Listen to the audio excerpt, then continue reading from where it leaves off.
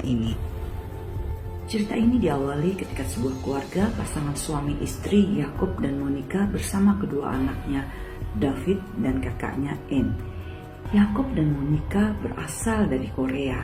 Mereka mencoba peruntungan di suatu daerah di pedesaan Arkansas di Amerika setelah mereka gagal tinggal di California untuk mendapatkan peruntungan. Ketika tiba di rumah baru, mereka terkejut karena tidak yang seperti mereka bayangkan. Apalagi Monica. Dia hanya seperti tidak percaya bahwa dia dan keluarganya harus tinggal di rumah panggung yang cukup sederhana dengan lahan yang cukup luas dan sepi. Untuk itu dia memutuskan untuk tinggal di daerah pedesaan dan membeli lahan yang cukup luas untuk ditanami buah dan sayuran. Di tempat yang baru mereka harus bekerja di pabrik penentasan ayam. Karena letaknya lumayan jauh dari rumah, setiap hari mereka membawa David dan Anne untuk ikut bekerja dengan mereka. Monica yang tidak betah tinggal di desa mengajak Yakub untuk pindah ke daerah yang lebih ramai dengan banyak fasilitas seperti mall dan sekolahan. Tetapi Yakub tetap ingin tinggal di desa itu karena cukup repot bekerja selama membawa anak-anak. Monica ingin mencari pengasuh, tetapi Yakub tidak mau karena berisiko meninggalkan anak tanpa memiliki tetangga atau siapapun. Apalagi daerah mereka sering dilanda badai topan tornado. Mereka harus selalu siaga untuk menyelamatkan diri. Kemudian akhirnya mereka bertengkar lagi, karena Monica kesal dengan kehidupan yang mereka jalani. Begitu juga dengan Yakub, yang dari dulu kerjanya hanya di pabrik saja. Belum lagi sebagai anak sulung, Yakub harus membantu keluarganya, sehingga mereka tidak pernah bisa menabung karena uangnya selalu habis dan tidak memiliki apapun. Tapi semua impian Yakub tidak sama dengan keinginan Monica. Monica tidak yakin bahwa Yakub akan berhasil untuk mewujudkan mimpinya karena dia melihat bahwa tidak ada peluang. Itu mereka selalu saja bertengkar karena kalau dilihat secara karakter Monica dengan Yakub itu hampir sama. Mereka sama-sama keras kepala dengan mempertahankan prinsip bagi keluarga mereka. Yakub sebagai seorang suami berusaha untuk membahagiakan dan memberikan yang terbaik untuk keluarga dan anak-anaknya. Akhirnya mereka memutuskan untuk mengajak ibunya Monica untuk tinggal bersama mereka untuk mengasuh anak-anak. Yakub mengajak David dan menjelaskan mimpinya tentang lahan yang mereka miliki. Suatu saat pasti akan menghasilkan sesuatu seperti impiannya. Dengan simpanan uang yang sangat terbatas, Yakub membeli alat berat yaitu sebuah traktor. Pemilik toko mengatakan bahwa Yakub orang yang sangat cerdas, membeli tanah yang orang takut untuk membelinya untuk dijadikan lahan pertanian. Traktor diantar oleh seorang supir bernama Paul. Dia ingin membantu Yakub dan bekerja dengannya. Suatu hari, nenek akhirnya datang. Mereka menyambutnya. David yang belum pernah bertemu cukup sulit untuk adaptasi. Nenek membawa oleh-oleh dan memberikan amplop berisi uang kepada Monica. Tapi Monica menolak. Harusnya dia yang memberi uang kepada ibunya. Dan Monica merasa malu karena ibunya akhirnya tahu bahwa keluarganya dalam kesulitan ekonomi. Yakub setiap hari bekerja dengan cukup keras di lahan, dibantu oleh Paul. Mereka mulai menggarap dan menanam benih.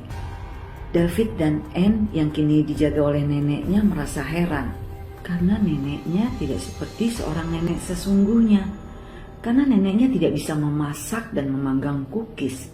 Yang dilakukan neneknya seharian hanya menonton TV, bermain kartu, dan terkadang mengeluarkan kata-kata kasar.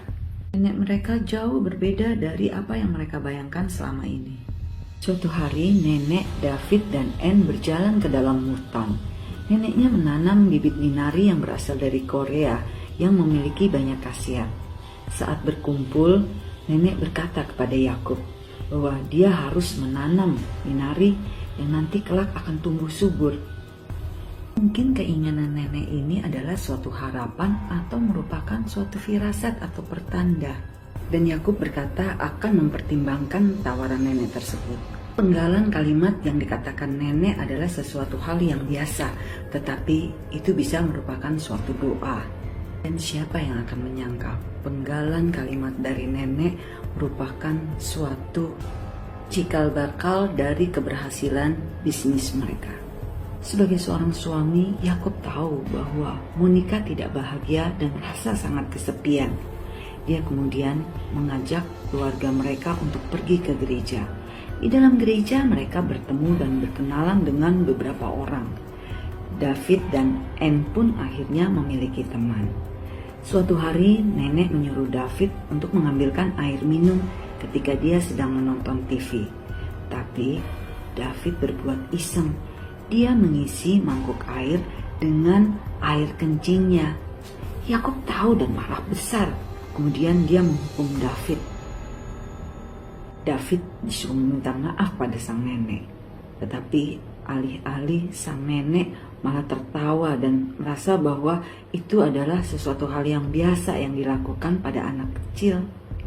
Kan nenek malah memuji David dan mengatakan bahwa David adalah anak yang cerdas.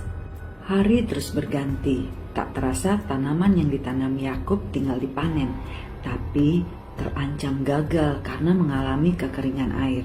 Jika berlanjut, mereka akan gagal panen. Yakub bilang, jika panen gagal, Monica boleh pergi dan membawa anak-anak mereka. Tetapi panen ternyata berhasil dan hasilnya bagus. Ketika akan diantar, pembeli membatalkan dan berubah pikiran. Yakub kecewa dan marah besar.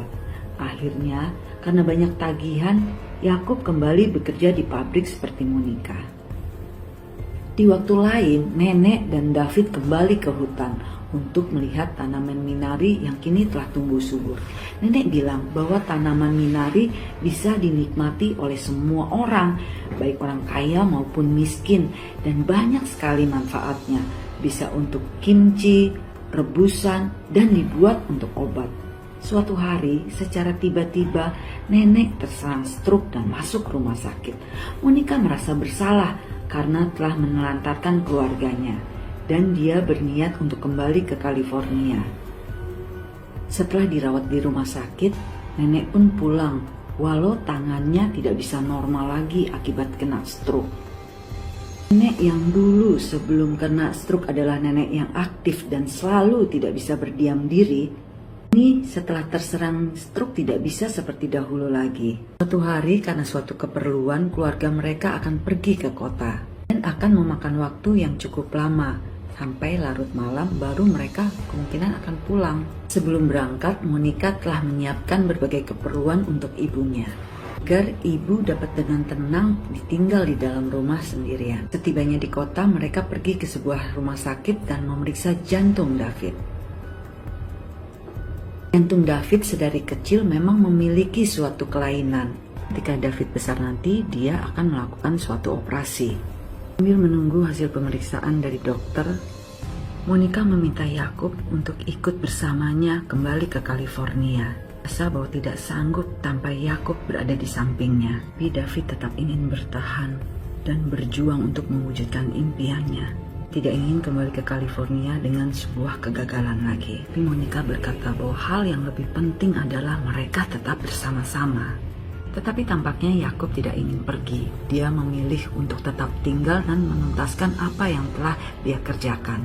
Hanya terdiam dan tidak dapat berkata apapun. Kemudian dokter memanggil dan akan mengatakan hasil tentang sakit jantung yang diderita oleh David. Dan ketika dokter mengatakan hasil dari jantung yang tengah diderita oleh David, dokter mengatakan bahwa ini adalah suatu mukjizat karena jantung David dinyatakan dalam kondisi baik dan bagus dan tidak perlu dioperasi lagi.